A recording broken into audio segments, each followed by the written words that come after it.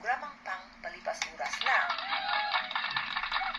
Guys, gawa ulit tayo ng mga no sense para makapagtawa ulit tayo, di ba? Okay, I will start.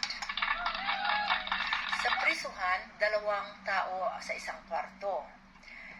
Yung isa, double deck kasi yung bed nila, yung isa nakahiga lang sa itaas, kumaganyan lang, tumitingin lang siyempre sa bubong dahil walang ang magawa di ba? Reklamo sila ng reklamo dahil boring daw.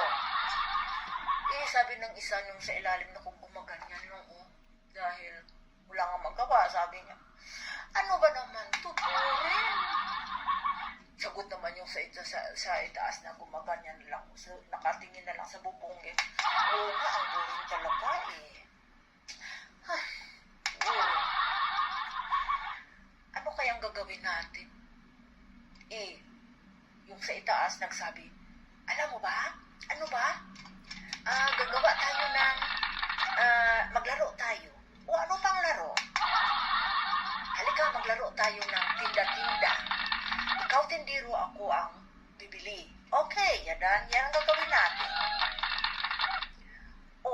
Nag-prepare sila. Isa ang tindiro, isa ang magbili.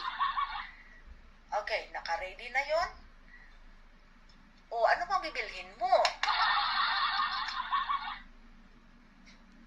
Ang bibilhin ko ay isang puti na French fries. Naku, walang ganyan. Isang buting French fries. Ulitin mo, mali. Okay, ulit. Pabili nga. Anong pabilin mo? Maliit lang na buti ng French fries. Naku, sabi ko nga sa'yo hindi pwede yun wala.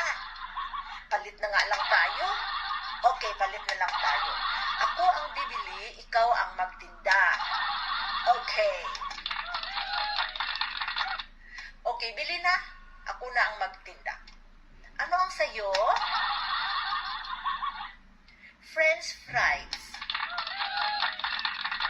Ang sagot naman ng tindero, may puti ka bang dala? Gets, guys? I hope the end of my joke.